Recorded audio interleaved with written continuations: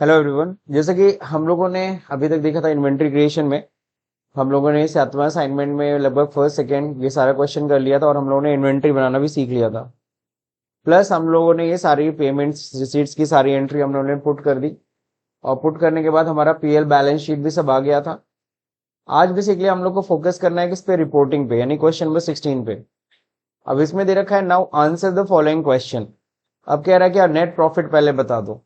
तो net profit हम कैसे देखेंगे, हम लोग दिल्ली में कंपनी ओपन करके रखा हुआ है। तो अगर आप जाएंगे यहाँ पे बैलेंस शीट में, सॉरी, नेट प्रॉफिट बताना है तो प्रॉफिट एंड लॉस अकाउंट में जाएंगे, एल्डेफ वन। यहाँ देखिए नेट लॉस यहाँ दिख रहा है, नेट लॉस कितने का है, 5000 का। तो आपका आंसर यहीं पे होना चाहिए, नेट लॉस आ रहा है यहाँ पे, प्रॉफिट नहीं। आप ब्रैकेट में 5000 लिख सकते हैं, ब्रैकेट में 5000 और निगेटिव होता है ब्रैकेट का मतलब, तो वो लॉस ही हुआ। अब बोल रहा है सर अप्रैल का नेट प्रॉफिट बता दो अलग, मई का अलग कर दो, जून का अलग कर दो, जुलाई का अलग कर दो। तो चलिए देखिए अप्रैल का अगर देखा जाए तो सिंपल सा क्या करना होता है, एल्डेफ टू करना होता है और यहाँ पे आप डाल देते हो डेट। 1 अप्रैल से 2 अप्रैल हम लोग लिखेंगे, 30 अप्रैल लेता नहीं, हम लोग का एजुकेशनल वर्जन है। अगर एजुकेशनल नहीं होता, प्रोफेशनल होता तो हम 1 से 30 लिख देते हैं, है ना। तो 1 महीने का हम प्रॉफिट देख सकते थे। तो ये अप्रैल मंथ का है, अप्रैल मंथ में देखो लॉस ही दिख रहा है कितने का, 5000 का। नेक्स्ट कह रहा है मई मंथ का। तो मई मंथ का अगर हम लोग चेक करें तो इसमें यहाँ पे हम लोग 1 मई से, है ना, 31 मई तक का लेता है, तो 31 मई डाल दिया। अब देखो नेट लॉस कितने का दिख रहा है, 15,000, तो आपको यहाँ पे 15,000 भरना था, ठीक है ना। नेक्स्ट आपका है क्या, जून। तो जून के लिए क्या करना है, 1 जून से 2 जून। तो यहाँ देखो नो प्रॉफिट नो लॉस, है ना, इस मंथ में नो प्रॉफिट नो लॉस है तो वहां 0 लिख सकते हैं आप।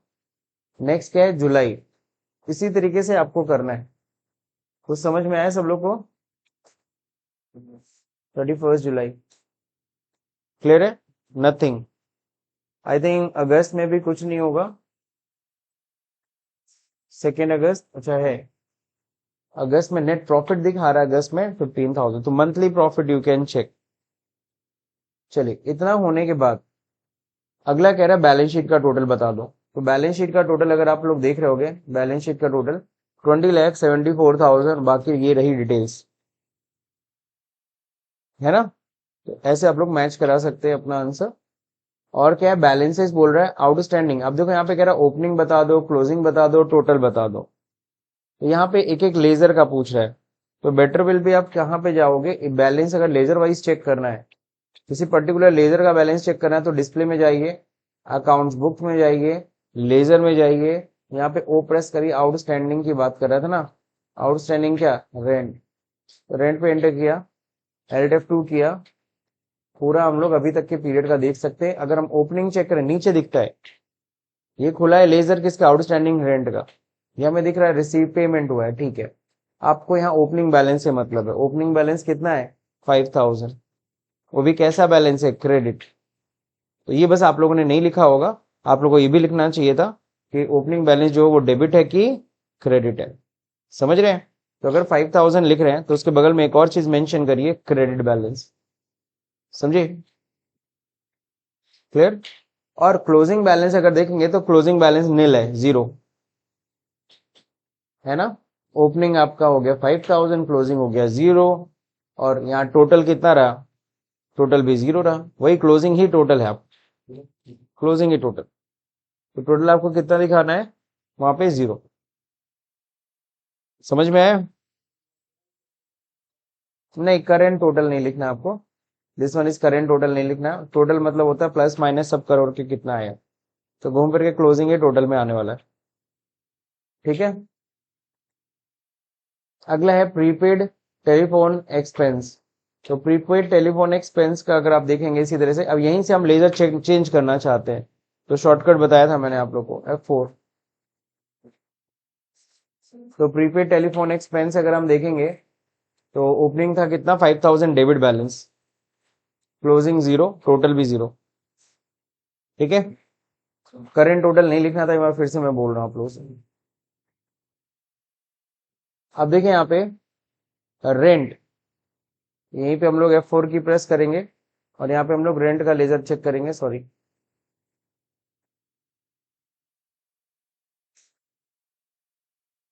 ओपनिंग कुछ नहीं है, ओपनिंग नील लिखिए, क्लोजिंग 10,000, टोटल भी कितना रहेगा 10,000, और डेबिट बैलेंस है, ध्यान रहे किस साइड दिख रहा है, डेबिट साइड, तो इट्स अ डेबिट बैलेंस। ठीक है, सो इसी तरह से टेलीफोन एक्सपेंस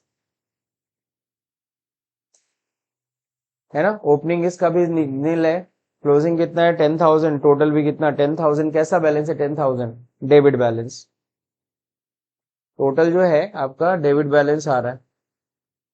फिर चंदन ब्रदर्स की बात कर रहे हैं, तो चंदन ब्रदर्स का अगर हम देखेंगे, ओपनिंग कितना है 35,000, क्लोजिंग कितना है, क्लोजिंग अगर आप चेक करेंगे तो क्लोजिंग आपका जीरो और टोटल भी जीरो है। ओपनिंग बैलेंस कैसा है, डेबिट है। अगला प्रिंसी,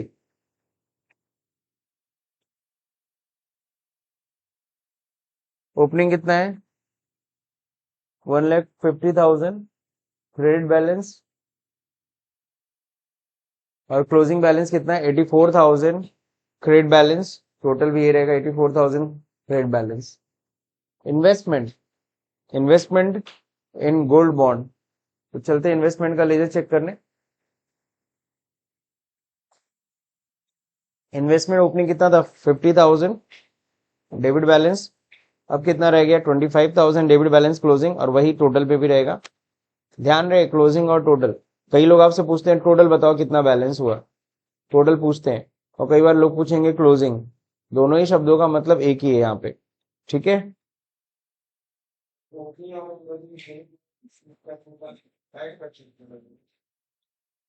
वो ओपनिंग क्लोजिंग, हाँ बिल्कुल ओपनिंग क्लोजिंग सब एड लेस होके ही आपका आता है।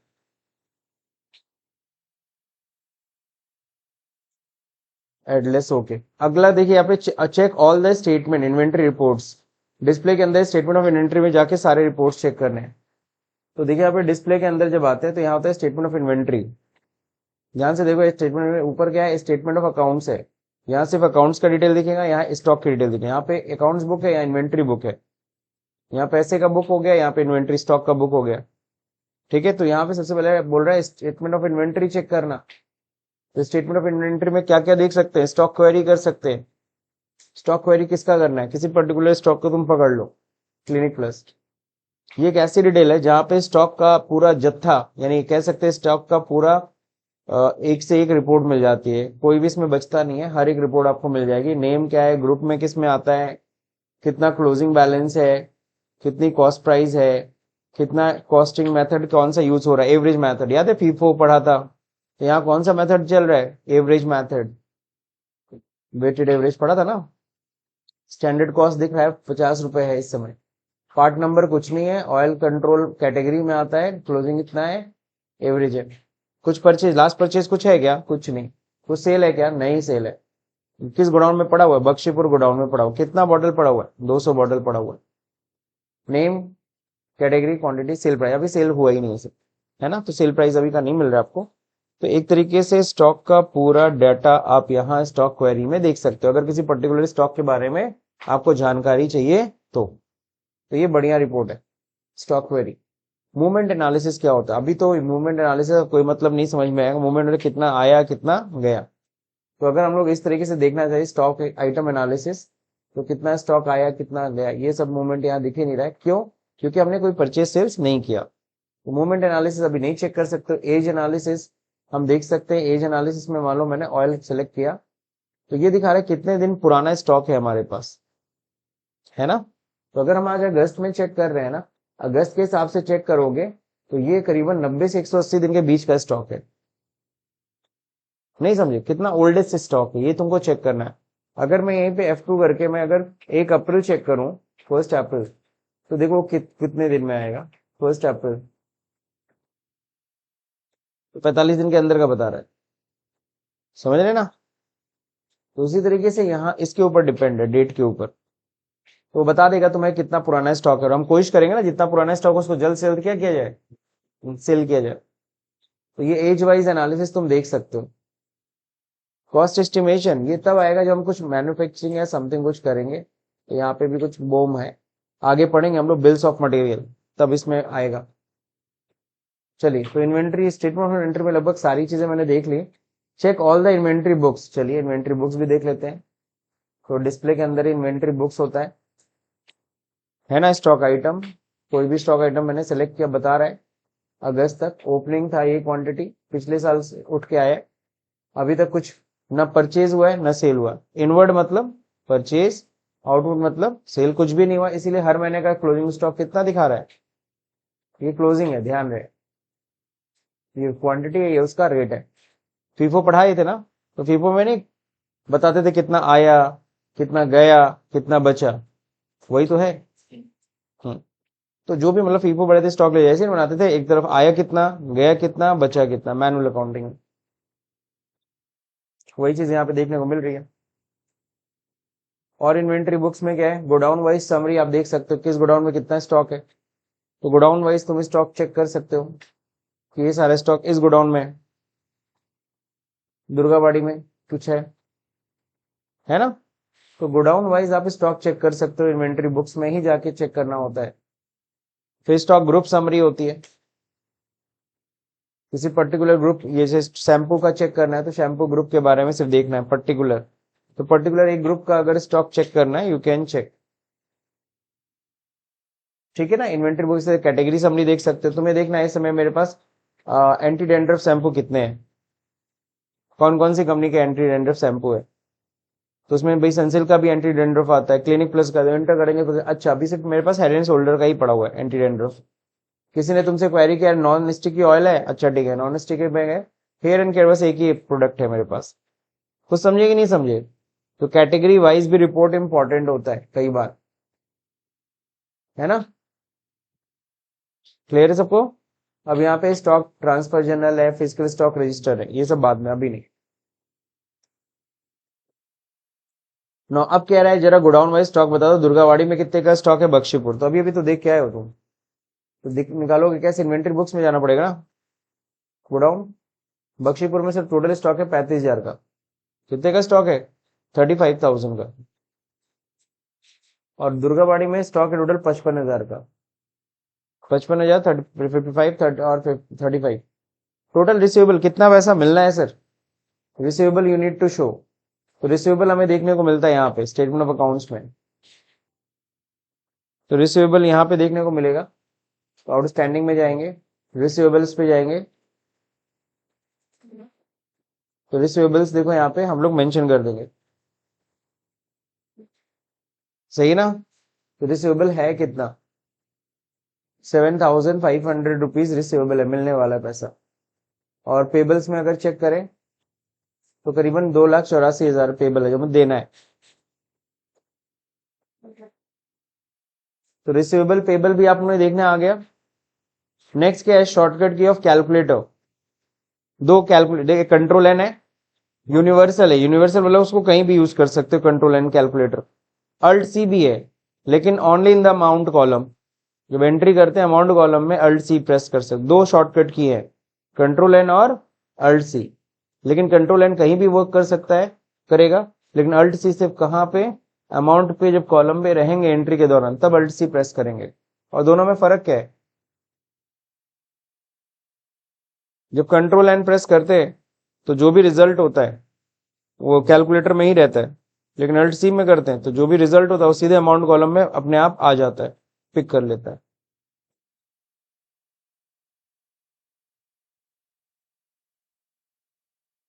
अब ये था डिटेल ऑफ रजिस्टर।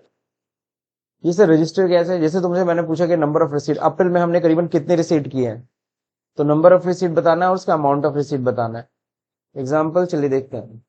तो ये सारे रजिस्टर कहाँ से देखते हैं सर, डिस्प्ले में जाइए, यहाँ होता है अकाउंट बुक्स, यहाँ होती है ये सारी रजिस्टर, दिख रहा है। तो यहाँ पे हमने क्या उठा लिया, रिसिप्ट रजिस्टर। तो देखो हर महीने का रिपोर्ट है, अप्रैल में कोई रिसीट नहीं है सर, 0 0, मई में भी 0 0, जून में 2। तो जून में जब यहाँ लिखेंगे तो जून में यहाँ कितना लिखेंगे, यहाँ पे लिखेंगे आप 2, कि 2 रिसीट है, और कितनी वैल्यू का नाम, हिट इंटर, अब देख सकते 90,000 की रिसीट है। तो यहाँ पे कितना लिखना है आपको, 90,000 की रिसीट, है ना। इस तरीके से बताना आपको। इसलिए जुलाई में सर कितनी रिसीट है, तो जुलाई में अगर आप देख रहे हैं, सॉरी, जुलाई में है एक रिसीट, वैल्यू 22,500, एक रिसीट है, और यहाँ लिखेंगे 22,500। कुछ समझे कि नहीं समझे। इस तरीके से आंसर देना है आपको। सेम इसी the number of payment and number of amount of payment. अगर आप ये भी जाके चेक करोगे, पेमेंट रजिस्टर लो, अप्रैल में 2 वाउचर है, एंटर, 55,000 का पेमेंट हुआ है, मई में 3 पेमेंट हुआ, 1,15,000 का, और जून में कोई पेमेंट नहीं किया हम, फिर जुलाई में पेमेंट किए 2, कितना है 74,000 का पेमेंट हम लोग किए थे। फिर बढ़िया मतलब रिपोर्ट है, क्यों। फिर कॉन्ट्रा एंट्रीज कितने हुए हैं, number of Contra and amount of Contra, हो जाएगा कि नहीं हो जाएगा। देखो ना, कॉन्ट्रा का भी वाउचर यहाँ दिख रहा है, रजिस्टर सिर्फ एक है, बस एक है, किस मंथ में, जून मंथ में, वो भी 1,00,000, बाकी सब में 000 आपको लिखना है। लास्ट जर्नल सिर्फ एक एंट्री अप्रैल में है, वो भी 5,000 की, बाकी सबको में 0। क्यों, आसान है। तो देखो ये रिपोर्ट मैंने क्यों आप लोग से बनवाया, क्योंकि देखो मैं एक बात बता दे रहा हूँ, कहीं काम करने जाओगे तो आप एंट्री दिन भर करोगे, ठीक है सॉरी, लेकिन मैनेजमेंट तो आपसे रिपोर्ट मांगेगा सर, और आपको यही नहीं पता ये रजिस्टर कहाँ से देखी जाती है, आपको यही नहीं पता कि यार गोडाउन वाइज स्टॉक कैसे चेक करेंगे हम, है ना। ओपनिंग क्लोजिंग कैसे, वो बोलेगा क्लोजिंग बैलेंस कितना, वो तो यही पूछेगा ना तुमसे, क्लोजिंग बैलेंस बता दो या टोटल बता दो, है ना, तब तुम कहां से बताओगे। तो तुम्हें पता होना चाहिए सर।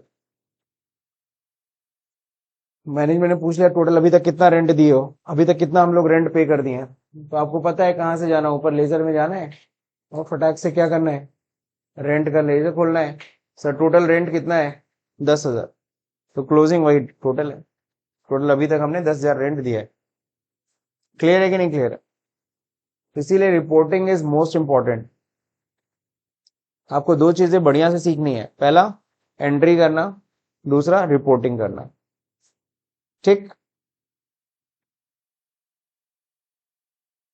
अब सवाल उठता है ये क्या है सर, अगला चैप्टर। अब इसमें देखो इन्वेंट्री वाउचर्स, अभी तक इन्वेंट्री मास्टर्स सीखा, अब इन्वेंट्री वाउचर्स भी आने वाले।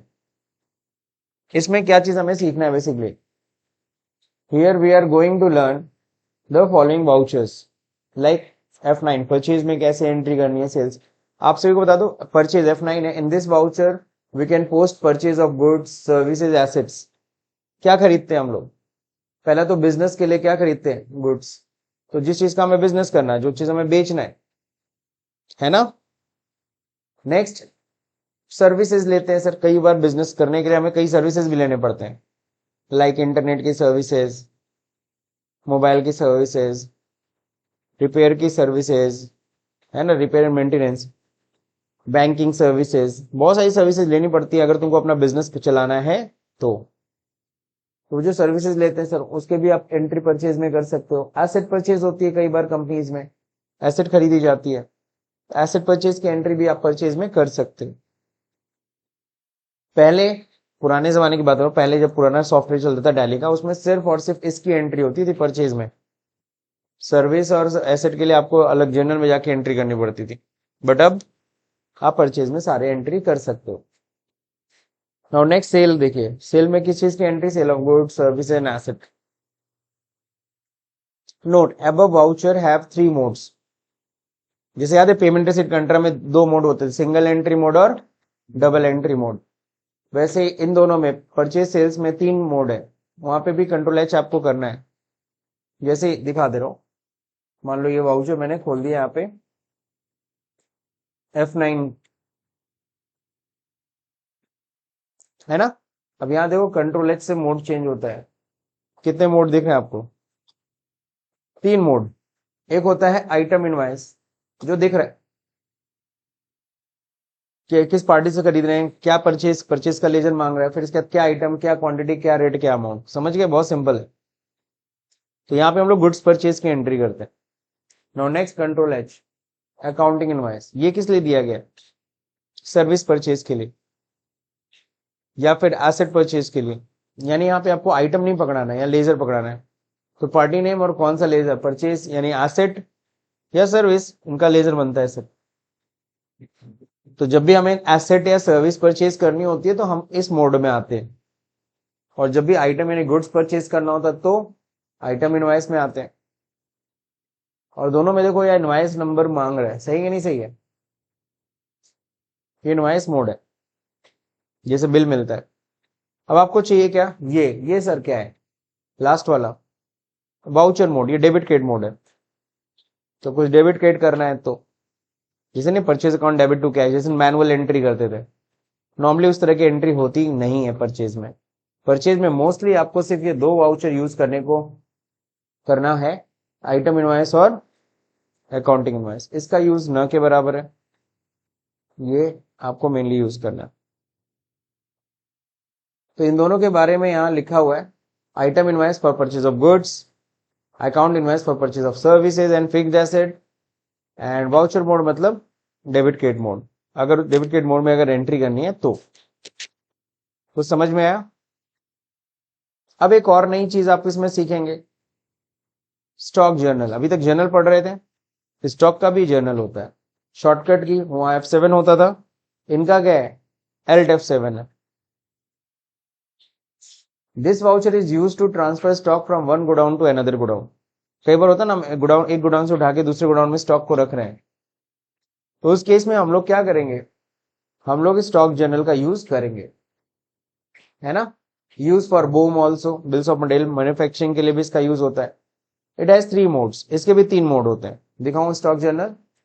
हम लोग को करना है अल्ट, अल्ट के साथ जैसे अल्ट प्रेस करूंगा, यहाँ साइड में देखिए दिख रहा है, दिख रहा है स्टॉक जर्नल। आप दिख भी रहा होगा यहाँ पे क्या लिखा है? सोर्स कहां से जा रहा है और डेस्टिनेशन कहां पे जाना है, समझ गए? अब कंट्रोल एच करते हैं, यहाँ देखो 3 मोड है। ये किसके लिए यूज हो रहा है? साफ साफ है। ये किस लिए हो रहा है? ये तो ऑलरेडी आपके सामने दिख रहा है, वो स्टॉक को ट्रांसफर करना। ये भी क्या है? इंटर गोडाउन ट्रांसफर करने के लिए, है ना। तो ये सारे मोड है, हम लोग धीरे धीरे पढ़ेंगे। पहले तो हम लोग आज जो हम लोग का जो अभी का टॉपिक है ये first stock general, this one. सबसे पहले कह रहा है फर्स्ट कंपनी क्रिएट करना है। अब ये क्वेश्चन बता रहा है कि कैसे कैसे क्या करना है। इसमें आपको बता रहा है फर्स्टली न्यू कंपनी क्रिएट करनी है, और पहली बार ऐसा है जब फाइनेंशियल ईयर बुक्स बिगनिंग में हम डिफरेंस रखेंगे।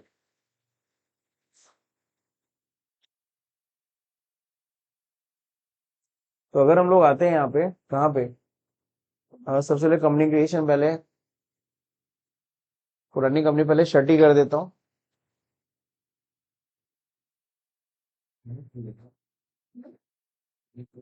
अब देखिए कंपनी क्रिएट करना है इस असाइनमेंट के अकॉर्डिंगली, असाइनमेंट पे आ जाइएगा।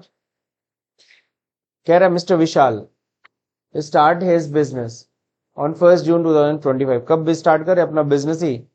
1 जून को स्टार्ट कर रहे हैं। तो क्या पहले से कोई बिजनेस चल रहा था इनका? नहीं, अभी तो नया नया स्टार्ट किया है। Vishal garments student name 8 in Gorakhpur with the cash, cash कितना लगाया? 6 लाख। फर्नीचर कितना लगाया? 2 लाख। और मशीन कितने का लगाया? 1 लाख। ये तीनों चीजें लगा के अपना बिजनेस स्टार्ट कर रहा है। तो पहले तो हम लोग क्या करेंगे? कंपनी क्रिएट करेंगे विशाल गारमेंट्स के नाम पे। यहाँ पे आते हैं क्रिएट कंपनी पे।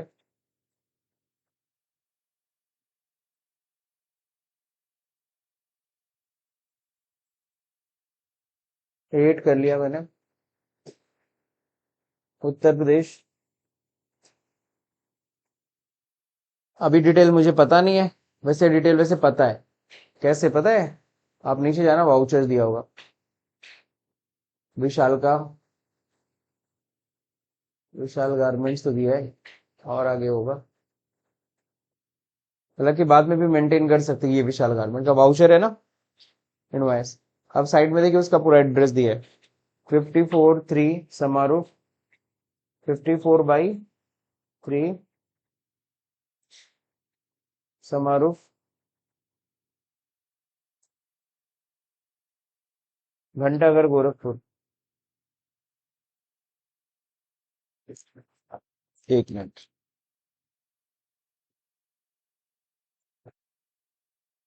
घंटाघर गोरखपुर मैंने लिख दिया, बाकी पिन कोड नीचे दे देंगे। और तो कुछ है नहीं डिटेल, बस दैट्स इट। तो हमने एड्रेस मेंटेन कर लिया। अब financial year beginning from, financial year हमेशा स्टार्ट होगा 1 अप्रैल 2025 में, मतलब जो भी फाइनेंशियल ईयर 1 अप्रैल से स्टार्ट होता है हमेशा, ये एक चीज क्लियर रखिए कि 1 अप्रैल को स्टार्ट होता है। अब बिजनेस कब से स्टार्ट किया, 25 ना, तो 1 अप्रैल 2025 हो जाएगा। लेकिन बिजनेस स्टार्ट किया बुक्स बिगिनिंग कब से होगी, 1 जून से। इन्होंने अपना बिजनेस कब स्टार्ट किया है, 1 जून से ही, तो बुक्स भी कब से शुरू होगी। ये कब डिफरेंस हो सकता है, कंपनी के लाइफ के पहले साल में, बिजनेस की लाइफ का पहला साल ये डिफरेंस होगा, इसके बाद तो हर साल दोनों सेम रहना है, अगले साल से 1 अप्रैल 2026, 1 अप्रैल 2026। No no no, and then except. तो यहाँ तक सबको समझ में आया क्यों। बुक्स बिगनिंग में क्या रहेगा, 1 जून, 1 जून। हाँ, फाइनेंशियल ईयर में 1 अप्रैल, बिल्कुल सही।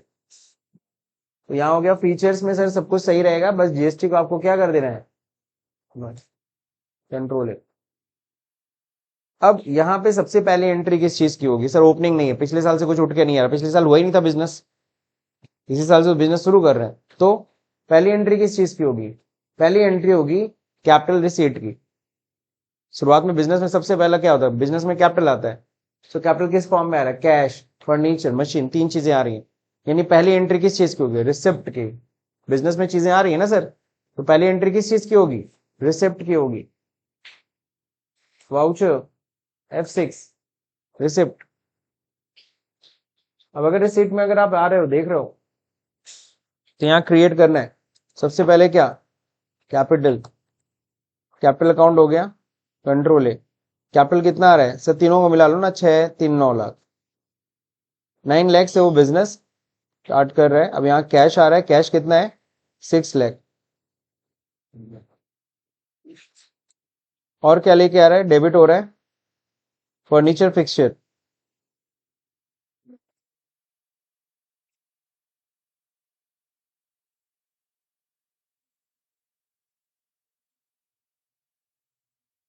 ठीक है ना, ये किस में जाएगा, फिक्स्ड एसेट। और क्या आ रहा है, नहीं 2 लाख आ रहा है, कितने का है फर्नीचर, 2 लाख। और क्या आ रहा है, मशीनरी, ये भी फिक्स्ड एसेट है। एक चीज ध्यान दियो, जब हम लोग यहाँ पे अल्ट सी करते हैं ना, तो ओपनिंग भी नहीं आता, देखो, क्योंकि समझ रहा है एंट्री के दौरान कर रहे हो, नहीं ट्रांजेक्शन हो रहा है, पिछले साल से कुछ उठ के। चलिए, तो यहाँ तक एंट्री होगी, कैपिटल सीट की एंट्री क्या लिखेंगे, नरेशन, बीइंग बिजनेस स्टार्टेड, है ना, बिजनेस अभी स्टार्ट हो रहा है, और बिजनेस स्टार्ट करते समय ये सारी चीजें लगा रहा है बिजनेसमैन, तो पहली एंट्री रिसीट की हुई। अगर आप ध्यान से जाके देखेंगे, अब बैलेंस शीट चेक करिए, मिलेगा ना बराबर, बिल्कुल सर, ये देखिए मशीन फर्नीचर आ गया, कैश आ गया, और इधर कैपिटल कितने की हो गई, 9 लाख, वो तो बराबर होना ही है। फिर कहता है बिजनेस करना है साहब को, अभी नया नया बिजनेस स्टार्ट हो रहा है, तो इनको खाता खोलना पड़ा बैंक में, एसबीआई में, न्यू अकाउंट, है ना, ये जमा कर रहे हैं 4 लाख रुपए, तो इसकी एंट्री किस में होगी, बैंक में कैश जमा करके खाता खोल रहा है, तो ये इसकी एंट्री कॉन्ट्रा होगा, बिल्कुल सही। F4 कॉन्ट्रा, तो कैश जा रहा है सर, किस डेट में, 1 जून को, 1 जून है ही, 4 लाख रुपीज। देखो मेरे पास कैश कितना था, 6 लाख ना, 4 लाख चला गया बैंक में, अब कितना रह गया, देखो यहाँ बैलेंस कितना रह गया, और ये आएगा किस में, एसबीआई, एसबीआई में आएगा ना, अंडर क्या होगा, बैंक अकाउंट, अकाउंट नंबर दिया है, आगे दिया होगा, तो अगर अभी नोट करना चाहते हो तो थोड़ा सा स्क्रॉल करना, यहाँ पे दिख जाएगा, ये विशाल गारमेंट का ही चेक है ना, यहाँ खाता नंबर दे रहा है 30 60 90, 30 60 90 12 20, ठीक है, हो गया। आईएफएससी कोड क्या था, SBIN 1 2 3 4 5 6 7, ठीक है ना। ये हो गया आपका IFSC कोड। ब्रांच कौन सा है, मेन ब्रांच। और कुछ यहाँ पे एड्रेस मेंटेन करना चाहते हो तो एड्रेस ले रखा है, बैंक रोड गोरखपुर, बस हो गया सर। पिन कोड भी दिया है क्या, 273001। बैंक की कंप्लीट डिटेल हमने भर दी, सही है। तो 4 लाख रुपए बैंक में आ गए, कैश जमा कर रहे हैं सर। कैश कितना जमा कर रहे हैं, 500 के कितने नोट है, तो ऊपर डिटेल दिया होगा। 500 की 600 नोट है, और 200 की 500 नोट है। हो गया, 4 लाख रुपए हम लोग बैंक में जमा। यहाँ कुछ नहीं डिटेल डाल रहे हैं। Being cash, being open a bank account. समझ गए कि नहीं समझ गए। हाँ वो भी लिख सकते हो। अरे खाता कैसे खुलेगा, जमा करके ही खुल रहा है। अब इनको चाहिए था एक दुकान, क्या चाहिए था, शॉप। तो शॉप ये कहाँ ले रहे हैं, हायर शॉप इन समारूफ, deposit 6 month rent as a security. अब सिक्योरिटी जमा कर रहे हैं, सही है ना। कितना सिक्योरिटी जमा कर रहे हैं, 6 महीने का रेंट, यानी टोटल मिला के एक महीने का 20,000 रुपए, तो 6 महीने कितना हुआ, 1,20,000 रुपए हम लोग जमा कर रहे हैं। 6 मंथ का रेंट एज ए सिक्योरिटी। किस तारीख को, 2 जून को। तो 2 जून, और एंट्री किस में होगी, F5 में। पेमेंट हो रहा है ना सर, जा रहा है।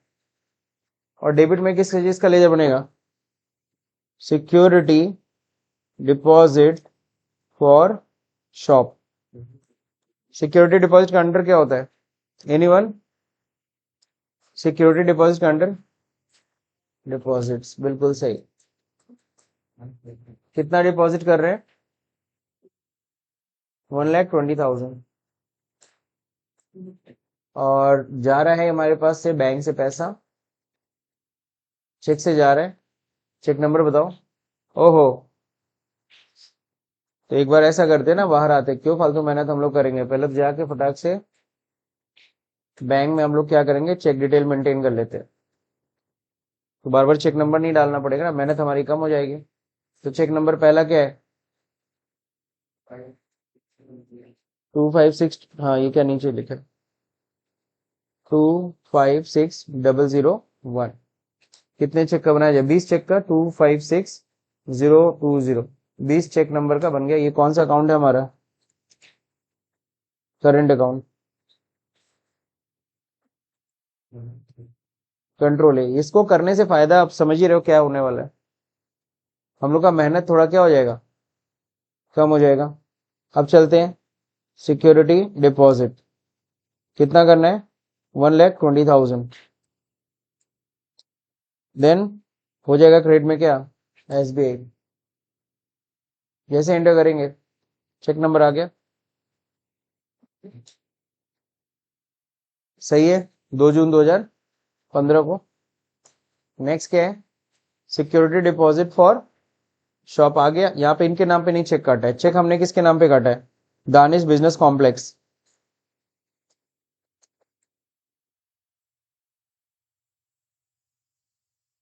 इनके नाम पे चेक काटा है, ध्यान रहे। अब तो है कुछ नहीं, लिख देंगे यहाँ पे, बीइंग 6 मंथ सिक्योरिटी @20,000 डिपॉजिटेड। समझ रहे हैं। तो नरेश यहाँ पे डिटेल मेंटेन कर लीजिए। सवाल उठता है सर, एक चीज बताइए, यहाँ रिसिप्ट नंबर भी था 55 नंबर, 155, ये सर कहाँ से मेंशन करेंगे।